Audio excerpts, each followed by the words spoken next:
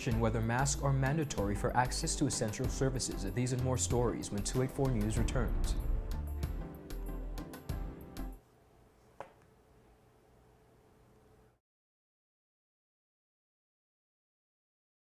We understand that you cannot come to the store and encourage you to stay at home. If you need assistance with bill payments, top-ups, or troubleshooting, we are here to help.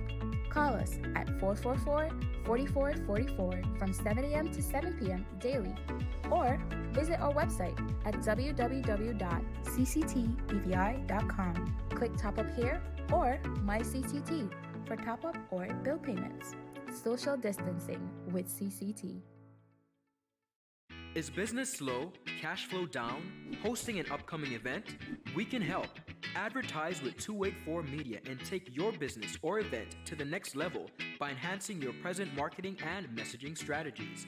Allow our team of experts to create a personalized ad that sets your business apart from all the rest. This could be your business or event. So, what are you waiting for? Contact our marketing team at 284media@cctbvi.com. Advertising with us works. Welcome everybody. It's Monday, April 27th, 2020. A beautiful British Virgin Islands welcome to each and every one of you. I'm Ron Grant. And I am Javon Wilson once again, so happy to be joining you via Indeed. 284 News. Now, Ron, the very first day back out, how are you feeling? A very busy day for us here in the British Virgin Islands. A busy day for some. Many residents chose to stay home today, which we are thankful for. Obviously, it was not a necessity for them, but we see a lot of activity today. All approved businesses in the Virgin Islands were mandated to open, Jovan, during the soft curfew for the next 14 days, and they have been working tirelessly to ensure measures are put in place and approval granted by the Environmental Health Unit. Today being the first day of the curfew, residents and businesses have been able to operate under a managed and organized system. Supermarkets, banks, pharmacies, fuel stations, and many others implemented social distancing measures along with encouraging residents to wear masks. All approved businesses are to operate between the hours of 6 a.m. to 1 p.m. All other businesses will remain closed for the next 14 days. Inspections have been undertaken by the Environmental Health Division and the Social Distancing Task Force. They require agreement that businesses are safe prior to opening. This is to ensure that approved private businesses meet the enforced necessary safety requirements such as increased hygienic measures, social distancing measures, and recommended personal protective equipment such as face mask, preventative to stop the spread of COVID-19. We see, Jovan, where residents came together today in numbers in a very organized manner. It was a beautiful, beautiful sight.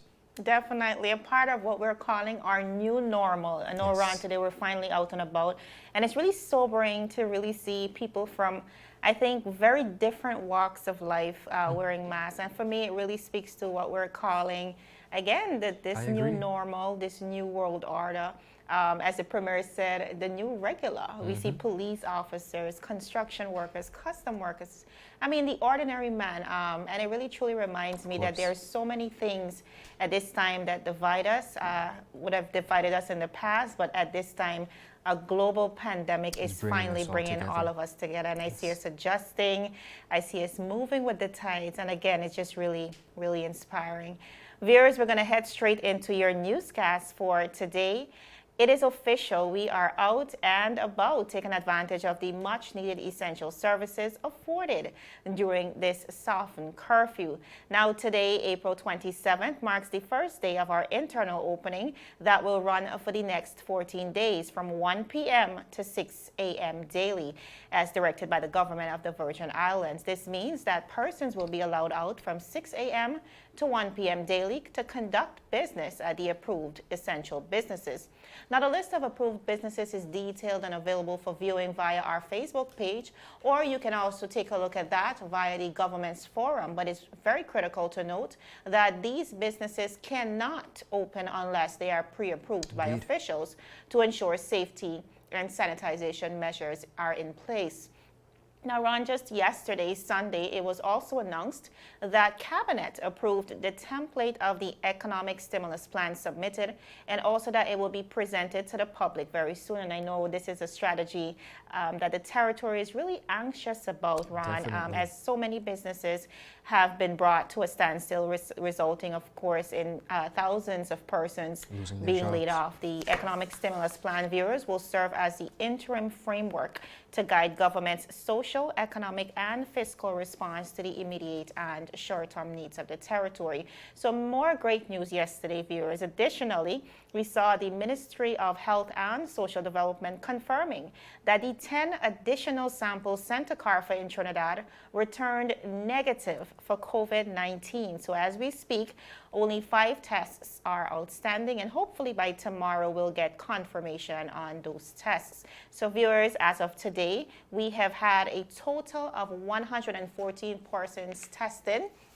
103 of those returned negative, 6 tested positive. We've had 3 recoveries, as you're seeing on the screen, 1 death, 2 active cases, one of which is currently hospitalized, and we have about 199 persons under quarantine. And again, viewers, we await the results for those 5 pending tests. Now, the Premier, while addressing the territory on Sunday night, said that there is still no cure for COVID-19 and that the virus cannot be seen by the naked eye. So residents must remain vigilant and continue to exercise precautionary and safety measures when coming into the community. He said, quote, "We must adopt the new regular as we prepare to go out tomorrow and the days ahead. Let's not take chances," the Premier said. So, Ron, as we grow accustomed to this new world order that was induced by coronavirus, here we see the government of the Virgin Islands rolling out a soft curfew to reintroduce some level of normalcy back into the community, but more importantly, reigniting part of the local economy exactly a month after we went into that 24-hour lockdown. I know many persons have since questioned the timing, why 6 a.m. to 1 p.m. Some are happy with it, some are satisfied, some are just happy to get out.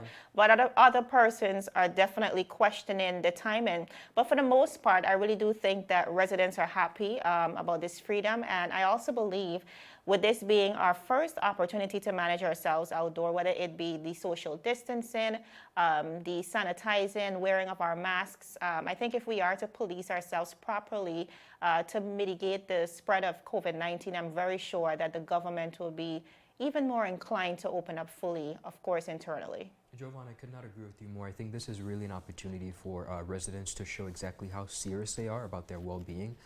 We have system in place, so if persons are to adhere and to conduct themselves in a very organized manner, I see no need for a continuation. But again, for the meantime, making sure that we're operating in the most respectable and organized fashion to the betterment of all residents of the BVI. Well, definitely the Premier did say, we're going to let you guys out, but we're going to throw you guys right back in if you cannot adhere to the rules. I mean, in a different way he said that, but it really speaks to the level of seriousness of this virus. The Premier continuously says we are fighting an invisible enemy, so we have to be serious with our approach to COVID-19. No doubt. And continuing on the local scene, the government of the Virgin Islands will be setting up a miscellaneous purpose fund following the amendment of the Financing and Money Services Act 2009.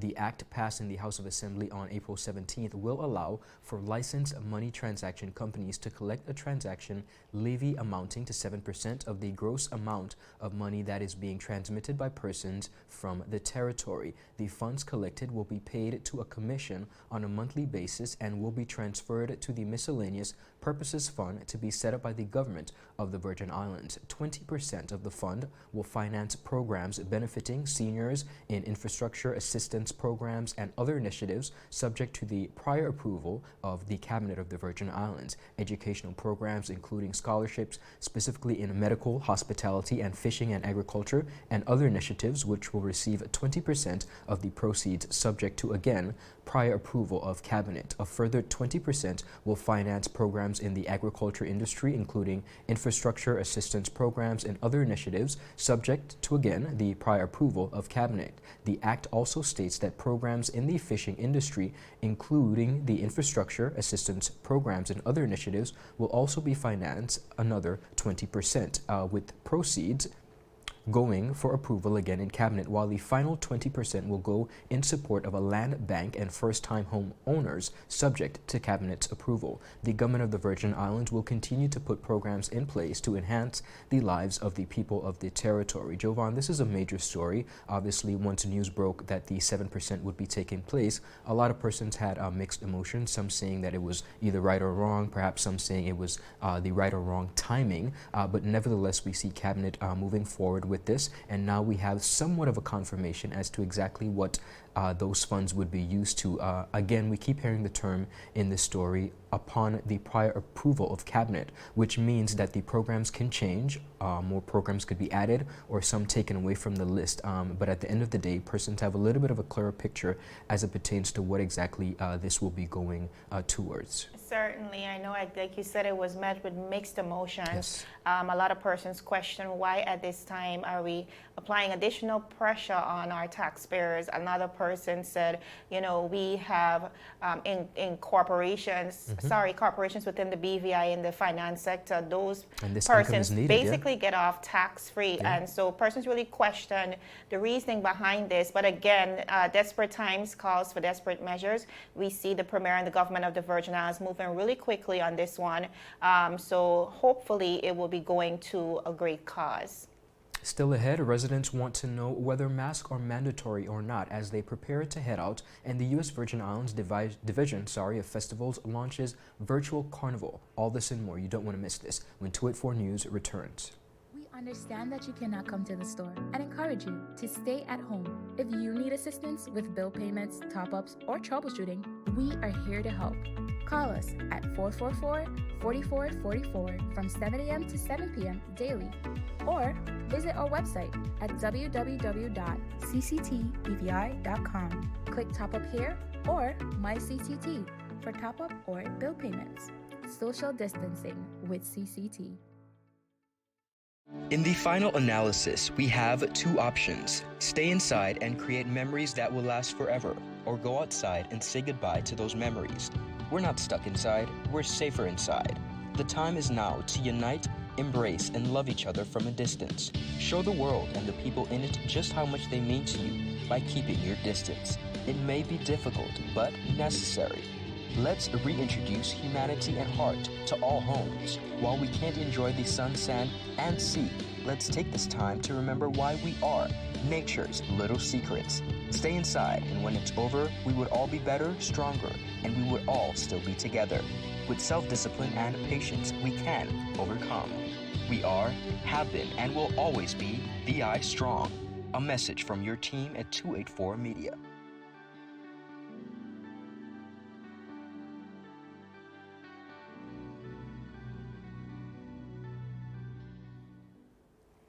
Viewers, welcome back to 284 News. Now, with the new curfew in place, BVI residents are now perplexed on the usage of masks. Now, via government's last press conference, the use of masks by residents were, quote, strongly encouraged by Premier Foy. However, many of the approved businesses have since taken to social media to announce that they will not welcome customers without a mask. Further to that, Honorable Vincent Whitley further posted a flyer to Facebook that explicitly says, no mask, no service.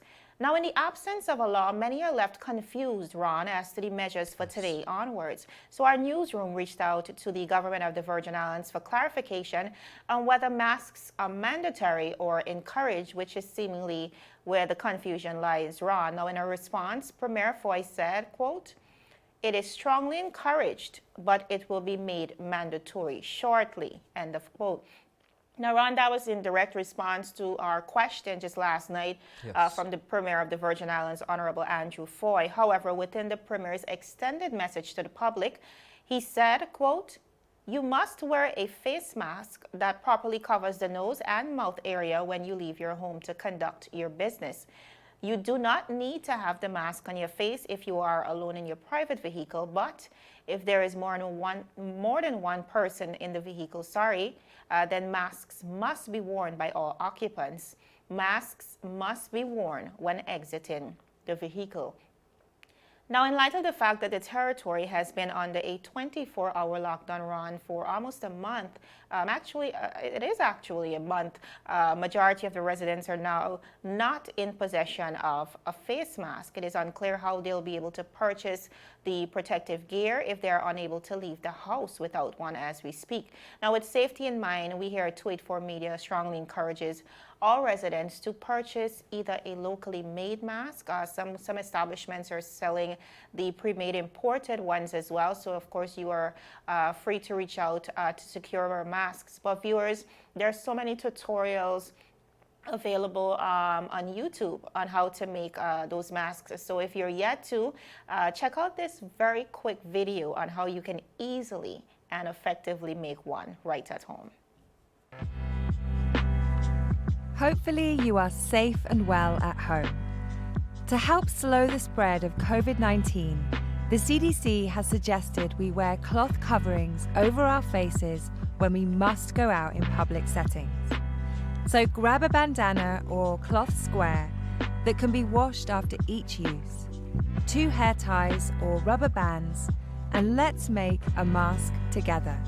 Lay the cloth square out flat, fold it in half, then half it again. Take one of the hair ties or rubber bands and wrap around the cloth, pulling it through the center of the hair tie or rubber band. The hair ties or bands should be about 6 inches apart. Now, fold the outer edges of the cloth in, layering on top of each other. Pick up the bands on either side and wrap the bands around your ears. Remember, by social distancing, you're taking care of yourself and others. Let's all keep doing that.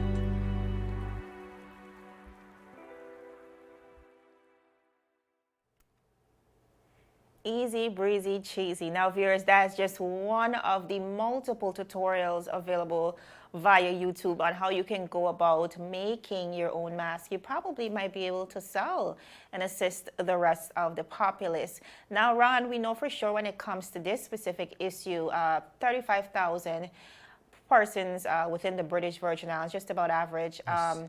It will be definitely difficult to get our hands, especially in light of the fact that we were in a lockdown for an entire month, a 24-hour mandatory lockdown. And I know it will be an incredible task to even ask the government to provide N95 masks, which we know in this very case is the recommended type, again, for a population of 35,000. But let's face it, we know for sure that they won't be able to afford it. It's going to be expensive. But persons are of the opinion, Ron, that at least more sensitization should have been done as it relates to the government, sensitizing the public on how to be a bit more self-sufficient in this regard. Again, like how to simply make your own mask from materials at home. And that's the direction I think we need to go as a territory in light of everything that's going on right now. I know we couldn't wait to venture outside today. What is just for, to partake in the essential services or simply to get some fresh air, exercise, whatever it is. As soon as the 6 o'clock a.m. button hit, I mean, the line started to mount up outside, but thankfully it was really refreshing to see that persons were social distancing, that many of them had on their mask. And surprisingly, Ron, even if persons did not have a mask on, they literally, we saw persons tying a piece of cloth on their face, a t-shirt, just for added protection. And I think it really speaks again to our ability to adapt. And trust me, I think in this time, adaptability and discipline are two of the key qualities that are going to get us safely through this unprecedented phase. I could not agree more. And to touch on the issue of persons somewhat feeling that sensitization or perhaps even masks should have been provided by the government of the Virgin Islands, I do think that we need to those residents need to think a little bit more holistically. The government cannot do everything, and I do not believe that it is their responsibility to source a mask for the territory. And I hope those videos, Jovan, are useful to many persons. As you said, these are times when we let our local ingenuity come to fruition and we be creative. We see a lot of young businesses, a lot of young tailors being creative and creating masks with the local flair. So these are the things that we should be pushing for in these times. I agree with you. And majority of government's revenue comes from, we know, financial services, the tourism sector. So with most of that incoming revenue dried up or somewhat being impacted by this crisis, the government can only extend its hand socially for so long. So that's why, again, viewers, it is critical that we revisit the drawing board, that we introduce new industries, that we strengthen the ones we have, and just be more self-sufficient. We have to find ways to feed ourselves and to sustain ourselves internally. Definitely. Continuing on over in the U.S. Virgin Islands, in response to the postponement of Carnival Virgin Islands on St. Thomas USVI due to the coronavirus pandemic, the U.S. Virgin Islands Department of Tourism's Division of Festivals has launched Home Walk, online social gatherings designed to create a sense of community, camaraderie, and a virtual carnival experience. The series, which was developed to help meet the need for people to focus on matters other than the global health crisis, premiered at the time when Virgin Islanders would have been gearing up for carnival celebrations, which were scheduled for April 3rd to May 4th, 2020. During this same period, a slate of virtual activities and replays of parades will take place. Now, Jovan, you know I'm a huge fan of playing mass, and I would have been right there live and direct with my family in St. Thomas as we do every year. But despite not being able to do so, I think it is an interesting and very creative approach to get Virgin Islanders involved while at home. Now, I caught up with Mr. Ian Turnbull, director of the festivals through the Department of Tourism, who spoke highly about the virtual carnival activities. Take a look. The Division of Festivals, we basically were tasked from the government to basically run all of the festivals within the Virgin Islands. So that gives us 3 main festivals that we basically manage. Of course, St. Thomas Carnival, or Carnival VI as we dub it now. And we have St. John's Celebration. And then we have, of course, St. Croix Crucian Christmas Festival. So we started out with St. Croix Crucian Festival, I think it was about 60 days that we had to take nothing and make it happen.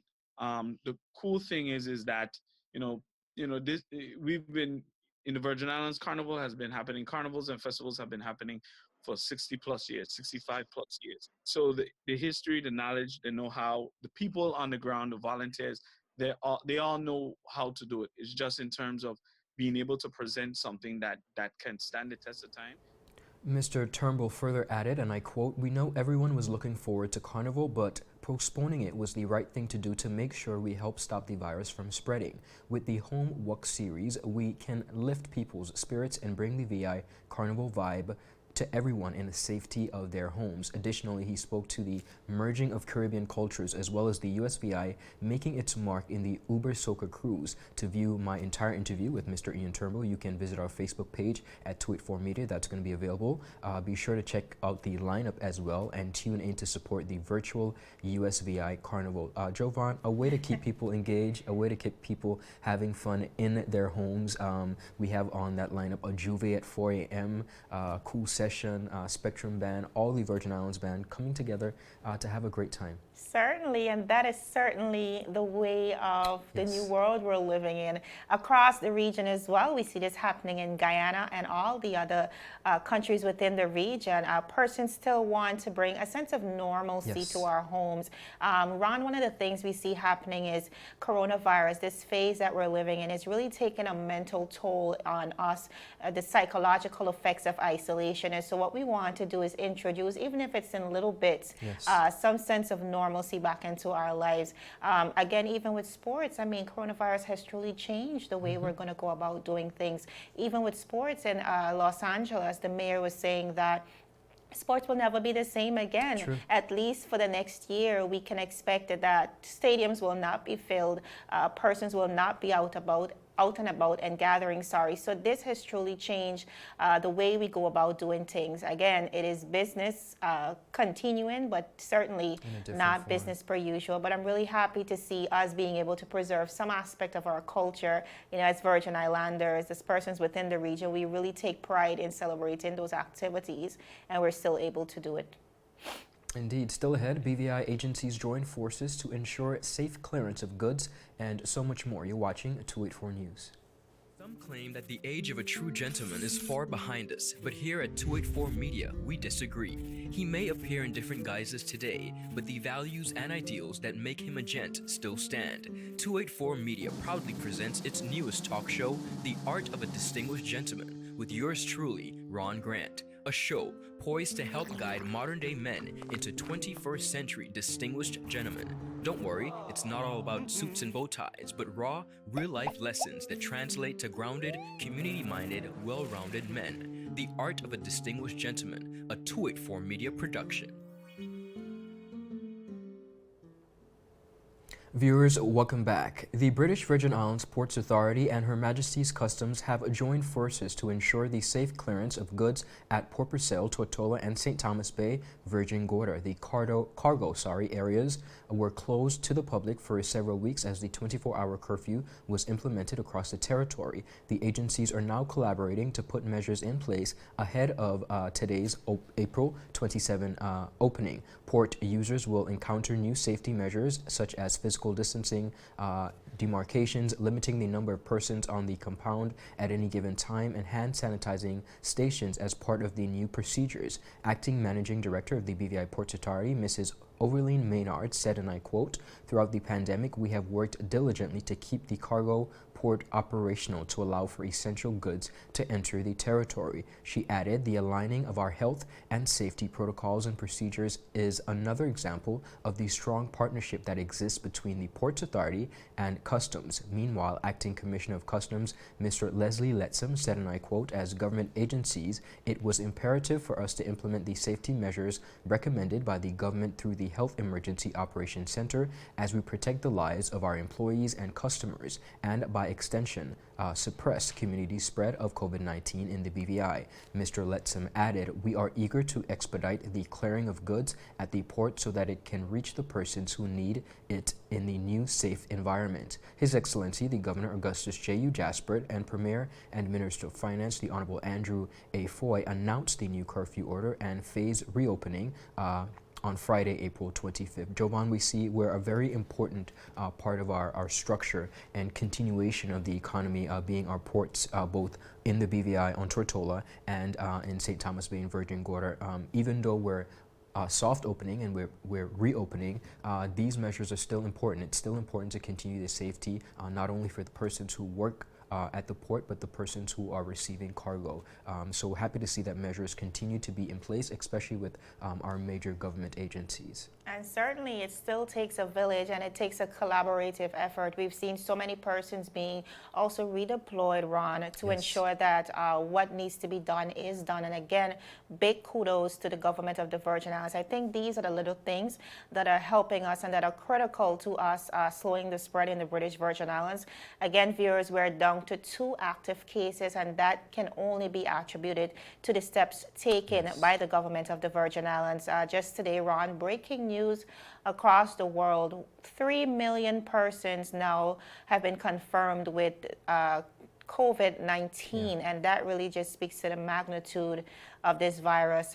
So again, we are thankful for what our situation is as we continue to monitor things on the ground, and of course do what we must to ensure that we slow the spread. Something, Jovan, to that statement you were making in regards to port. It is really awesome to see the government show a lot of ingenuity as it pertains to merging a lot of our agencies like Customs and Immigration and the police, Royal Virgin Islands Police Force, along with the ports. I think it's creative and it's very powerful.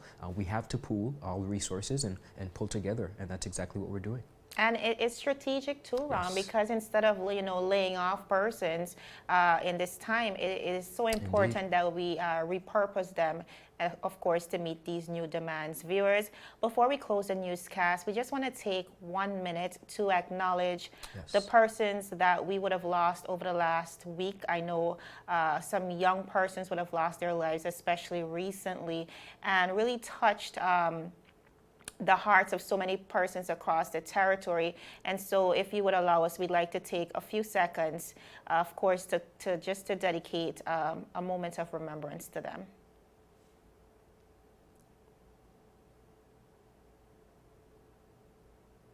Viewers, thank you so much. May they rest in peace. And of course, our condolences to their families and their friends. Absolutely. That is it for today's news roundup. Be sure to follow us for daily news updates at 284media.com and like us on Facebook at 284media, as well as 284BVI on Instagram as well as Twitter. My name is Javon Wilson. And I'm Ron Grant. We'll see you again tomorrow as we deliver your daily dose of local, regional, and international content. We're 284 News, your source for honest and impartial news right here on 284 Media in the beautiful British Virgin Islands. Happy Monday, everybody. Take care.